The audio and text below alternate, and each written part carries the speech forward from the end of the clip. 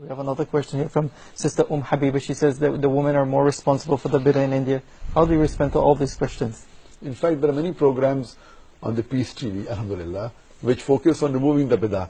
And you know, there are thousands and hundreds of thousands of bid'ah throughout the world. And every culture had their own set of right. bid'ah. And India not being unlike, they have many bid'ahs. Anything which is against the Quran and the Sahih Hadith, which people think it's part of the deen, it's our duty to tell them that this is not our deen.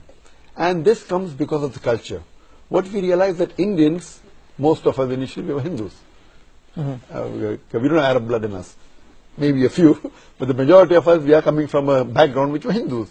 Maybe of grandfather, great-great-grandfather. So many of the practices of our great-great-grandfather's religion do creep into us. So though we do become Muslims, there are some of the practices which creep into us, and we substitute that. That's how we find these various bid'ah. So it's our duty to point out that this is not part of Islam. It's the innovation that came later on. That is the reason we say that anyone says anything about deen, we should back it up with a reference from the Quran and the Sahih Hadith.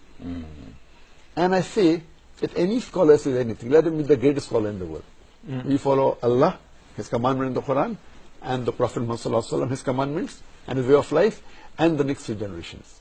Any scholar after that says anything, if he does not refer to these sources, whatever he says doesn't carry weight. If it's a part of deen. If it's something else, it's different. We're talking about Mamla, talking about science, technology is different. But if it's talking about the deen, about the ibadat, it should be backed up from proof from the Quran and the Sahih Hadith. Yes. Worship.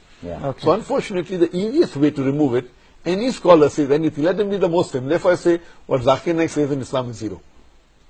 But whenever I give, I always, when I give an answer, I back it up with the reference of the Quran and Sahih Hadith. So when you find all these innovations coming in India, I request the people, Muslims, to ask reference from the Shaykh.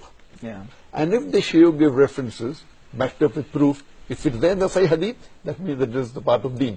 If it's not, then just by saying that my Shaykh said so and so, or this great scholar said so and so, that's not sufficient for it to be part of the deen. Okay, Jazakallah khair.